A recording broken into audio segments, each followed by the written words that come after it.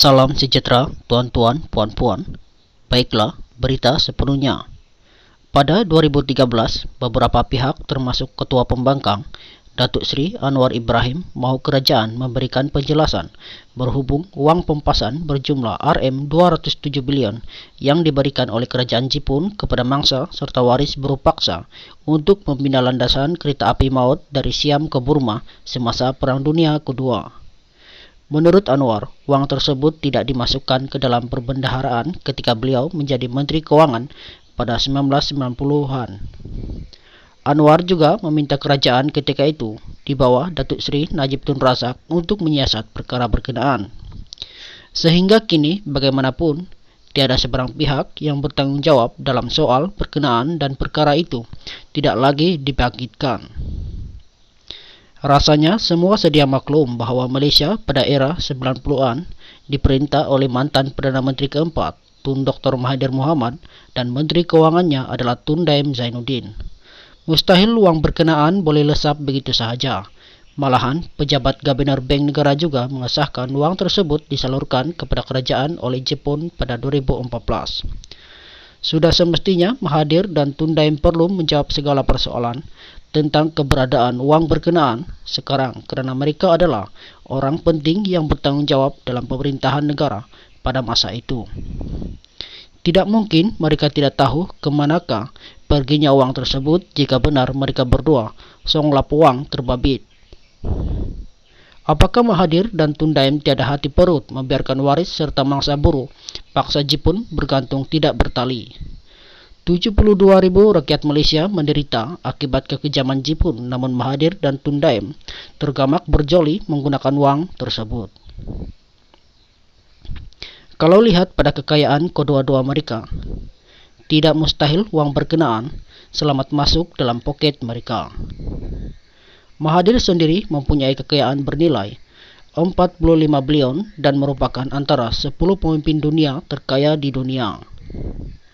Bayangkan bagaimana Mahathir yang sebelum ini pernah menyatakan beliau tidak boleh menjadi jutawan hanya dengan menjadi Perdana Menteri. Tiba-tiba boleh memperoleh kekayaan sebanyak itu. Hartanya melebihi kekayaan pribadi Ratu Elizabeth II yang ditinggalkan selepas kemangkatannya yang bernilai hanya 500 juta AS. Sungguh dahsyat Mahathir, kekayaannya melebihi monarki British dan silap-silap tidak lama lagi boleh berada dalam senarai orang terkaya dunia selepas ini. Mahathir dan Tun Daim memiliki nilai equity sebanyak RM200 bilion dalam 50 atau lebih bank di seluruh dunia. Bank-bank itu dimiliki oleh Tun Daim, yaitu ICB Banking Group yang berpangkalan di Switzerland. Mahathir sangat licik, Anda tidak akan jumpa satu bukti bahawa wang haram masuk ke dalam akunnya. Malahan, wujud dakwaan bahawa Mahathir mempunyai kroni atau proksi dalam Bank Negara Malaysia. Beliau bukan sahaja menggunakan anak-anaknya untuk menyembunyikan kekayaannya, tetapi juga untuk menyuruh mereka membuat sebarang pembayaran untuknya. Bayangkan anak-anaknya juga memiliki kekayaan luar biasa. Golongan Cina mengambil masa 2 atau 3 generasi untuk mendapatkan kekayaan seperti Mahathir. Cari sahaja kisah tycoon Cina seperti Lim Gotong, berapa generasi baru beliau dapat memberi kekayaan kepada anak-anaknya. Sedangkan anak-anak Mahathir hanya memerlukan 1 dekad sahaja untuk menjadi kaya seperti tycoon Cina. Adakah menerusi dedikasi atau dedikasi? Mokzani Mahathir sendiri berada dalam 10 orang paling terkaya di Malaysia.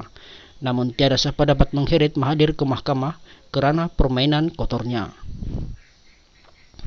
Mahathir sebenarnya memang tidak mempedulikan nasib rakyat.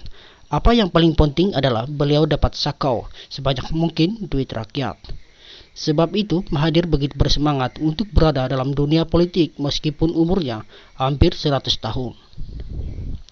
Mahathir masih tidak puas untuk sakau duit rakyat dan mahu anak-anaknya terus mendapat kuasa di negara ini. Sepatutnya Mahathir perlu insaf dan bertaubat dikala usianya sudah lanjut.